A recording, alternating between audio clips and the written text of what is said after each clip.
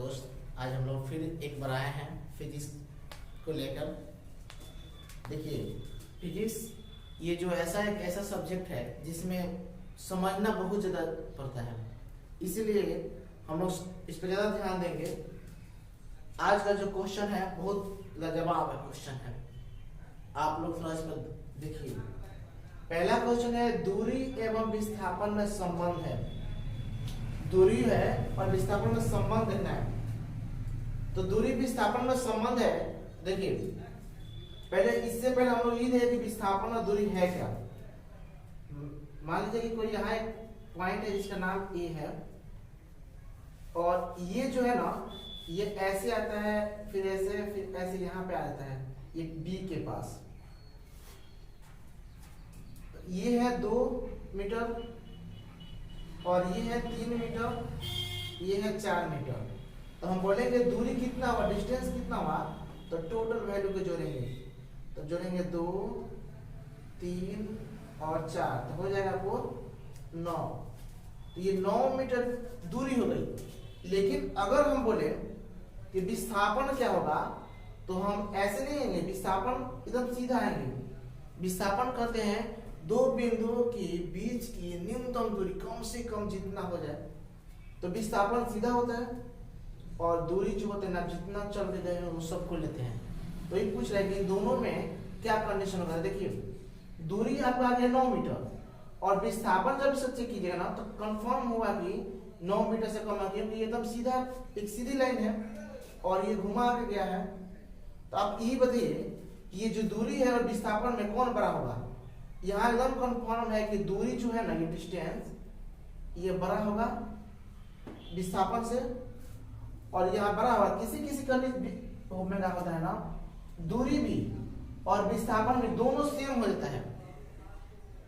तो यहाँ दूरी और विस्थापन की तो दूरी बड़ा होगा, नहीं तो बराबर हो सकता है, लेकिन विस्थापन से कभी छोटा नहीं हो सकता है।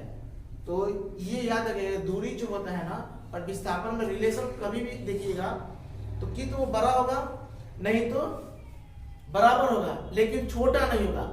तो हम आइए अब ऑप्शन पे चलते हैं कि इसमें से क्या है। पहला ऑप्शन है कि दूरी बड़ा है विस्थापन से, एकदम सही बात है कि यहाँ पे दूरी जो है ना विस्थापन से बड़ा है, ये ऑप्शन है सही। लेकिन और देखते हैं ऑप्शन पे, यहाँ कर रहा है कि दूरी जो है ना विस्थापन से छोटा है, ये गलत है, क्योंकि अभी आपको हमने कहा कि दूरी कभी भी विस्थापन से छोटा नहीं होता है। तो ऑप्शन नंबर बी जो है ना गलत है, ये गलत है। सी नंबर देखते हैं। सी नंबर में ऑप्शन है कि दूरी बड़ा है या बराबर होगा, ये ऑप्शन जो है ना सही है। लेकिन नेक्स्ट ऑप्शन देख लेते हैं पहले। अब इसमें दिया है कि विस्थापन और दूरी के साथ रिलेशन, विस्थापन बड़ा होगा नहीं तो बराबर तो होगा, लेकिन ये भी गलत है, क्योंकि विस्थापन जो होता है ना डिस्टेंस से कभी भी छोटा होता है। यानी ऑप्शन हमारा जो है ना वो सी होगा, क्योंकि दूरी जो है विस्थापन से बड़ा होगा नहीं तो बराबर होगा, लेकिन छोटा कभी नहीं होगा। इसीलिए ऑप्शन हमारा ये दोनों जो है ना, सी नंबर जो है सही है। एक और बात जानिए, बिहार पुलिस 2020 वाला में क्वेश्चन फरवरी में दिया था कि इनमें से किसका मात्रक एक जैसा है। तो देखिए, दूरी जो भी होता है ना, इसका भी मात्रक हम इसको मीटर में मापते हैं। विस्थापन भी जो होता है ना, ये इसे भी हम मीटर में मापते हैं। यानी दोनों का क्या है, मात्रक सेम है, ऐसे ही मात्रक।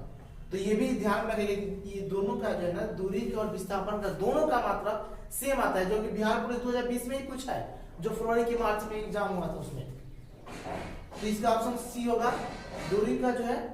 अब नेक्स्ट हम चलते हैं अब 2 नंबर क्वेश्चन की तरफ। 2 नंबर क्वेश्चन है वोल्ट बटे एम्पियर। वोल्ट बटे एम्पियर क्या करते हैं। देखिए, वोल्ट बटे एम्पियर के लिए सबसे पहले हमें इस सब क्वेश्चन के लिए हमें फॉर्मूला याद होना चाहिए कि वोल्ट बटा एम्पियर। अब देखिए यहाँ पे ये वोल्ट है, एम्पियर यानी V बटा A। अब हम चलते हैं फॉर्मूला पे। फॉर्मूला देखेंगे तो हमें याद है कि विद्युत धारा का जो है मात्रक I होता है, और I बराबर फॉर्मूला होता है V बटा क्या होता है, सॉरी ये R होता है, R बराबर होता है V बटा I। और आपको ओम 10th क्लास में पढ़ेंगे, ओम के नियम याद है आपको कि होता है आपको यहाँ पे V बराबर IR, V बराबर IR। अब इस नियम से आपको R बराबर V बटा I, तो R बराबर जब V बटा I तो V को हम किस में मापते हैं? वोल्ट में। V को हम वोल्ट में मापते हैं और I का मात्रक जो होता है एम्पियर होता है, ऐसे मात्रक। तो वोल्ट बटा एम्पियर क्या बोलते हैं? R का मात्रक ओम।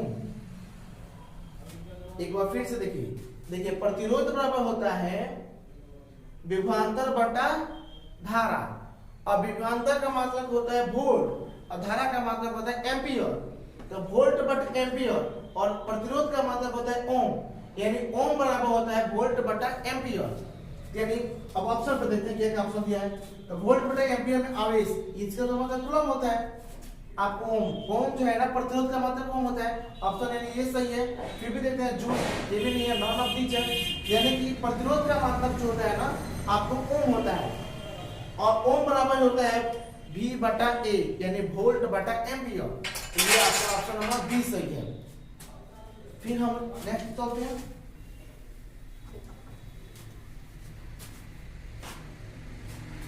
देखिए एनटीपीसी एग्जाम पिछला जो हुआ है ना काफी बहुत पहले हुआ है, उसके सिलेबस में और आज के सिलेबस में काफी अंतर है। अगर आप उस सिलेबस की बात करेंगे ना तो मैच नहीं करेगा, क्योंकि वो आज से बहुत साल पहले हुआ है और आज के उस समय में बहुत अंतर आ गया है। क्वेश्चन पैटर्न बहुत हाई लेवल चले हैं। बिहार पुलिस में 10+2 का फिजिक्स पूछता है, तो एनटीपीसी में आपको पुराना जमाना लग पूछेगा। इसलिए आप जो है लेवल को जरा उठा कर देखिए क्वेश्चन को। नेक्स्ट हम लोग चलते हैं। नेक्स्ट 3 नंबर क्वेश्चन है, ओम मात्रक नहीं है, मतलब कर रहे हैं कि ओम किसका मात्रक नहीं है। देखिए अभी हम लोग पढ़ रहे थे कि प्रतिरोध का मात्रक ओम होता है और इसमें दिया है ओम किसका मात्रक नहीं है। ओम किसका मात्रक नहीं है ये बताना है। ऑप्शन पे चलते हैं। देखिए ओम मात्रक नहीं है प्रतिरोध, प्रतिरोध का मात्रक ओम होता है, ये तो सबको पता है। प्रतिघात और प्रतिबाधा, देखिए ये प्रतिघात और प्रतिबाधा ये भी एक तरह का जो है ना, जैसे ओम है, ओम करता क्या है आपके बीच में रुकावट उत्पन्न करता है, तो इसको रुकावट उत्पन्न करता है, इसे काम है बीच को रुकावट उत्पन्न करना। तो प्रतिघात भी जो होता है ना इसका भी काम है आपको रुकावट उत्पन्न करना और प्रतिबाधा का भी काम है रुकावट उत्पन्न करना। अब रही बात की ये तीनों कैसे हैं, देखिए जैसे हम लोग होते हैं ना कहीं जाते हैं, अभी हम लोग मान लीजिए में गए तो ड्रेस चेंज कर लिए, फिर पढ़ने गए ड्रेस चेंज हो गया, फिर कहीं सादे पड़े में वहां ड्रेस कर, एक ही आदमी अलग अलग रूपों में जहां तहा जाता है। ठीक उसी तरह से इन तीनों का काम है बाधा उत्पन्न करना, लेकिन अलग अलग कंडीशन में है। आपको ये प्रतिरोध है ओम के नियम के साथ पढ़े हैं, उसमें ये प्रतिघात और प्रतिबाधा आप पढ़ोगे एसी प्रतिवर्ती धारा, उसमें ये जो दोनों है ना आपको प्रेरक व संधारित्र और प्रतिरोध तीनों पढ़ाया जाता है ना, वहां पे आता है सब। उसमें इसका भी मतलब होता है प्रतिबाधा यानी रुकावट उत्पन्न करना, और इनका भी उसमें जो है कि मात्रक ओम ही होता है। तो प्रतिरोध प्रतिघात प्रतिबाधा तीनों एक तरह का रुकावट उत्पन्न करते हैं और तीनों का मात्रक ओम होता है। तो इसीलिए तीनों ऑप्शन हमारा जो है गलत है और क्वेश्चन में ओम मात्रक नहीं है। और एक ऑप्शन बच गया जिसका धारा है, और धारा का आपको पता है कि धारा का जो है मात्रक एम्पियर होता है, इसीलिए ऑप्शन हमारा डी नंबर सही होगा, क्योंकि धारा का मात्रक एम्पियर होता है और ये प्रतिरोध प्रतिघात प्रतिबाधा तीनों का मात्रक जो होता है ओम होता है। तो हमारा ऑप्शन नंबर डी हो जाएगा। अब नेक्स्ट होते हैं 4 नंबर क्वेश्चन।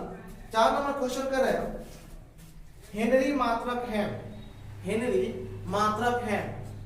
अब हेनरी मात्रक है तो देखिए एक बात और हम बता रहे हैं, ये सब मैट्रिक क्लास से थोड़ा हाई लेवल की है, क्योंकि एनटीपीसी एग्जाम चाहे कोई भी एग्जाम, चाहे बिहार पुलिस स्टेट का भी कोई भी एग्जाम देखिए अब 10 लेवल की हाई नहीं पूछा है, उससे थोड़ा हाई लेवल कर दिया है, इसीलिए हम लोग भी थोड़ा ऊपर से क्वेश्चन लेते हैं। अब हेनरी मात्रक है, जैसे पहला ऑप्शन है संधारित्र। संधारित्र 10+2 में अच्छा से पता होगा, इसका तो मात्रक हो नहीं सकता है। विद्युत वाहक बल भी कभी मात्रक नहीं हो सकता है। चुंबकीय फ्लक्स इसका भी नहीं। प्रेरकत्व, प्रेरकत्व में हम लोग देखते हैं, हम प्रेरकत्व का जो है फॉर्मूला होता है, मतलब फॉर्मूला से इसका मात्रक बनाया गया है वोल्ट बटा में वोल्ट बटा एम्पियर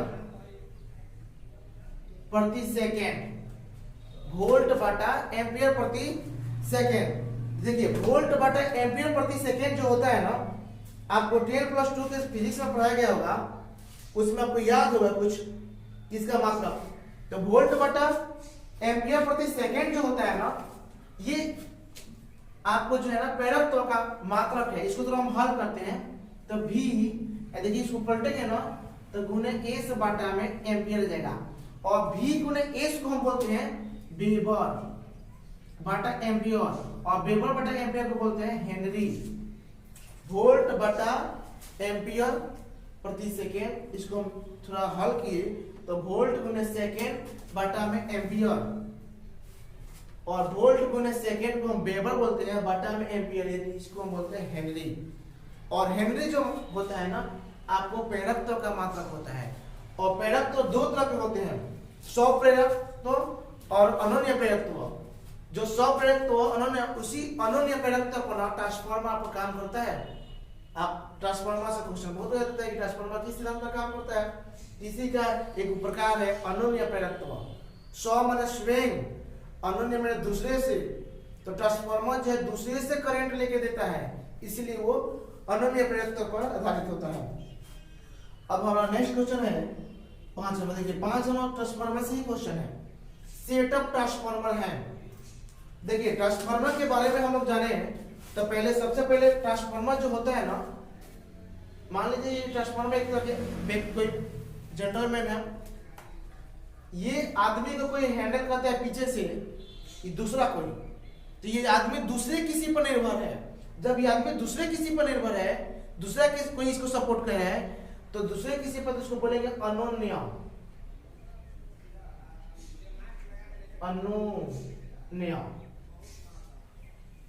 अनोन्य का मतलब होता है कि अन्य से, इसको हम अगर देखें ऐसे करके तो अन्य प्लस से, जो अन्य से आधारित हो, माने किसी दूसरे व्यक्ति से आधारित हो, तो ट्रांसफार्मर दूसरे से करंट लेके देता है, इसलिए इसे दूसरे से, यानी अनोन्य प्रेरकत्व सिद्धांत पे ट्रांसफार्मर काम करता है। अब ये दो तरह के होते हैं, ये बेचारा ट्रांसफार्मर दो तरह के होते हैं।